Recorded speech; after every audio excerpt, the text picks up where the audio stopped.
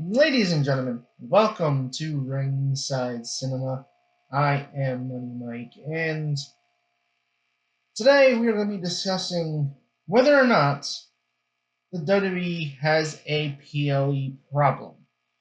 And spoiler alert, yes, they do have a problem, because once again, here we are, big international show this Sunday, Clash in Paris, and it's a 5-match card. Now, I don't know about you, but if whether it's a city or a state in the United States or a country like France or the UK, paying the WWE to come to their area to put on a show, I would at least expect that if I'm them, I'm gonna say, wait a minute, you gotta give me more than 5 matches. Like, we're not paying you all this money just for 5 matches, okay? Now, don't get me wrong. I get it. They're in, I believe they're in France on Smack. Yeah, they're in Lyon, France on Friday for SmackDown. That's where Backlash France was held. And then you have Raw in Paris on Monday. So they're kind of still in Paris for 2 shows, Sunday and Monday, while also revisiting Lyon, France, where, like I said, Backlash France was held. But again, this is supposed to be a big deal, right? A big PLE. These big international shows are supposed to be a big deal. And what we find is that, well, we're getting 5 matches on most of these cards. Now, I feel like, to me, we're in a situation, I've said this before, where when we look at WWE and AEW, there are times where it does feel like AEW has too many matches on their pay-per-view card. Now, I will say, I do think that is one. I think there's one that is one benefit to an AEW pay-per-view, where I do feel like maybe fans might feel like they get more bang for their buck because you get to see more of the AEW roster. There's more matches opposed to the WWE PLEs, where you have 5 matches, and for as gigantic of a roster the WWE has, you're only seeing a small portion of them out on the PLEs. And we saw at Evolution where it was a 7-match card, and it worked, and it worked well. People liked that. The fans enjoyed that. It was 7 matches. It wasn't just 5 matches. And that's what a lot of fans were worried about when they announced this all women's PLE was, oh, well, that we only usually get 5 matches, so there's going to be women left off the card. And so they gave us 7, and it worked. It worked very, very well. And now you would think with these big international shows, you would at the very least think, hey, they're going to at least get 6, 7 matches because, again, these countries are paying a lot of money for the WWE to come put on a show. And when we look at what we got coming up with Crown Jewel Perth in Australia in October, it's like if you're a fan, like you feel like you're getting your money's worth going to these shows, right? Because it's like, yeah, they might do Raw and SmackDown there as well, which is fine, but the big PLE is supposed to be when is like the big selling point, right? And that's why I look at this card for Clash in Paris, which I will have my predictions for Clash in Paris tomorrow on the channel. So go ahead, hit that like and subscribe button, as I do produce weekly wrestling content here on this channel. But when I look at this card, yes, you're getting John Cena. Yes, you're getting Roman Reigns.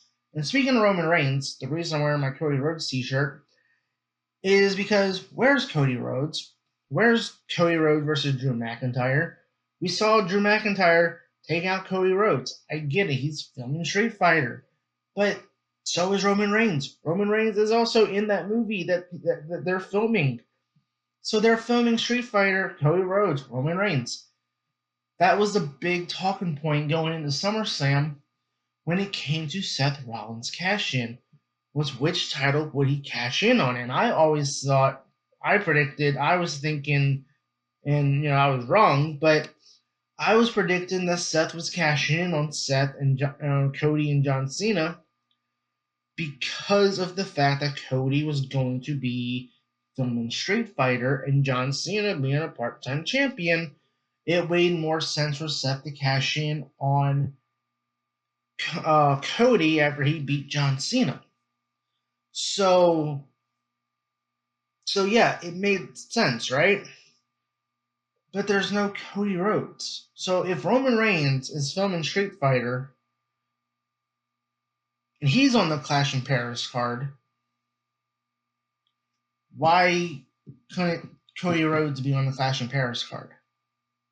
There's reports that Cody's role in the movie is so small that it won't impact his WWE schedule. And again, we know Roman Reigns is a part-timer, so it didn't. Filming Street Fighter didn't impact Roman Reigns making Clash in Paris, but Cody Rhodes can't. And that leads me to what we saw last week on SmackDown. Drew McIntyre said, "Hey, Cody, you have no more friends." Randy Orton, RKO, I thought, oh, they're going to do Randy Orton versus Drew McIntyre at Clash in Paris, which I kind of thought they were going to do anyway, as a follow-up to the SummerSlam match.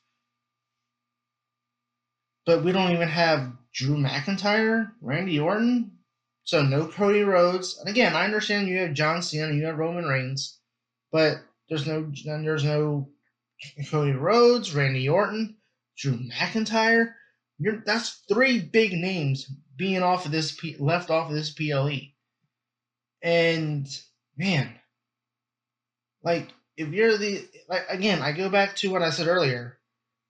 If you're a fan going to these WWE PLEs, and now that the WWE is asking fans to pay $30 a month to get to this new ESPN app, and again, I did talk about that on the channel. I'll leave a link to that here. But again, if you're asking fans to pay for a new app after having to pay for Peacock all these years and the WWE Network, and again, this Clash in Paris is the last PLE on Peacock. This is it. They're going to ESPN with WrestlePalooza on September 20th. So, you're asking the fans to go pay $30 a month for this new app to watch the PLEs, but also, NXT PLEs are still going to be on Peacock.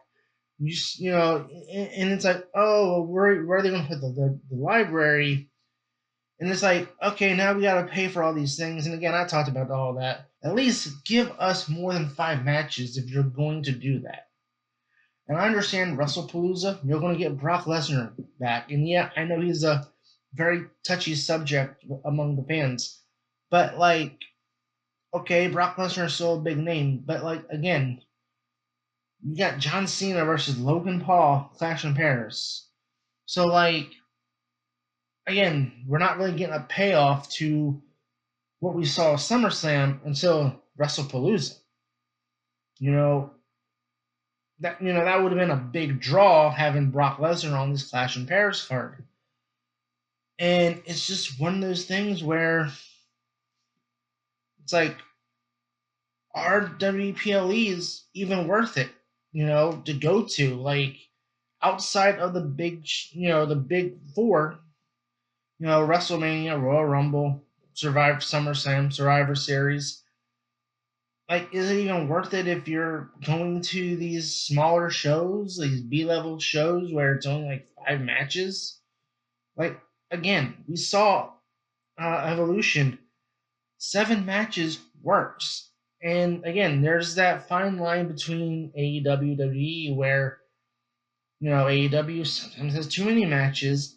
WWE has too few matches on their cards. And I feel like both AEW and WWE should have a happy medium in the middle where it's like the perfect amount. And I think the WWE and Evolution showed that 7 matches is the right amount per card if you're doing the smaller cards.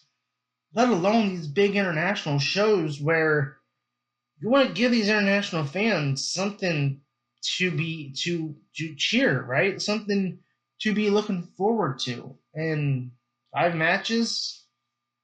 I mean, again, you have AJ Styles versus Dominic Mysterio being saved for the Raw after Clash in Paris. Did the WWE not? I mean, AJ Styles in at Clash in Paris against Dominic Mysterio.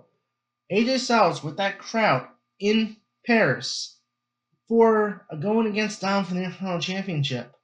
Again, I know they're still in Paris. It's still the same arena. But again, PLE versus Raw. There's a difference. You got Sami Zayn versus Solo Sikoa for the U.S. title on SmackDown. Charlotte and Alexa Bliss are defending their tag team titles against the Secret Service on SmackDown. It's like at the end of the day, we have to get a return back in our investment, right? As wrestling fans, we see the prices going up. There's rumors that ticket prices are going to go up for WrestleMania next year, which is kind of crazy to me because all I'm seeing is reports about like Las Vegas tourism being down and the numbers are down.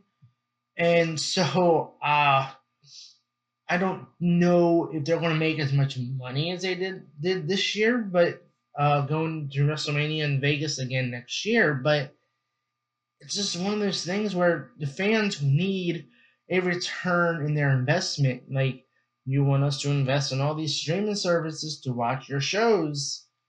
Well, give us a little bit more than 5 matches.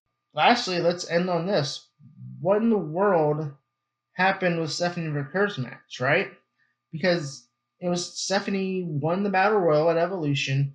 She was supposed to get a title shot at this show. That was the big deal around the Women's Battle Royal. And obviously, because of circumstances, which I don't think I said this before in my other videos, but congratulations to Naomi and Big Jim. And so, did Becky Lynch versus Nikki Bella replace the women's world title match that was supposed to take place at Clash in Paris between Stephanie and Naomi? Like, the whole idea was that Stephanie won a world title match. Tiffany Stratton is not even on the card. She's being built as the new face of the women's division right now. Like, you don't even have her on the card. Like, yeah, nobody wants to see her and Nia Jax again, but Stephanie did win a title match, but they didn't really specify which title. And if Naomi's not available and you have a vacant championship now, why not do Stephanie versus Tiffany? I think SmackDown is in need of a change in their women's division. I think having Stephanie take the title off of Tiffany would have been a huge deal. It would have shooken things up, I just don't get it. Like, oh, I need, Adam Pearce was like, oh, I need a week. Like, bruh, you need a week?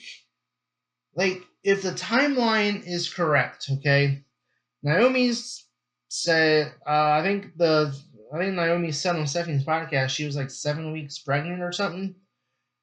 So if that was the case, I'm curious when the WWE knew about it, because clearly within a 7-week window, there's enough time to build to a new match at Clash in Paris to give Stephanie a title match, right?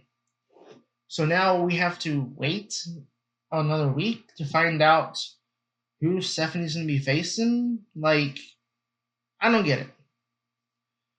If WWE, listen, you want us to invest in all these streaming services investing on watching all these PLEs and stuff.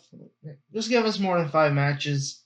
Something needs to be done. Like, I don't mind the occasional matches, championship matches happening on the Raw before or after PLE. I'm fine with that.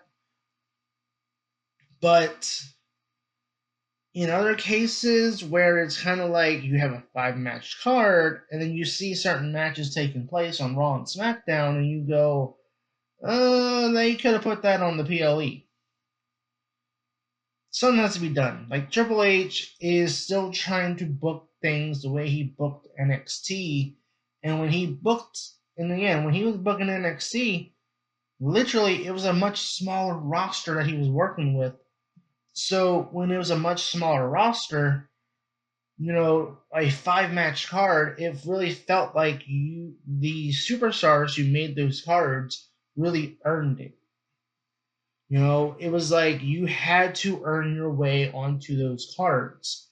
And with a smaller roster, you can do that. With a smaller roster like NXT, you could do that. But I think Triple H is trying to apply that logic to the main roster where it's a much bigger roster across 2 brands, and only having 5 matches just simply doesn't work, and it's not giving the return on investment the fans are looking for. So I don't know. Let me know what you guys think in the comments below, guys. Where is that sweet spot for the PLEs? How many matches should it be? 5, 6, 7, 8? How many matches do you want to see on a PLE? Comment below, and as always, I've been your host, Money Mike, and you've been watching Ringside Cinema.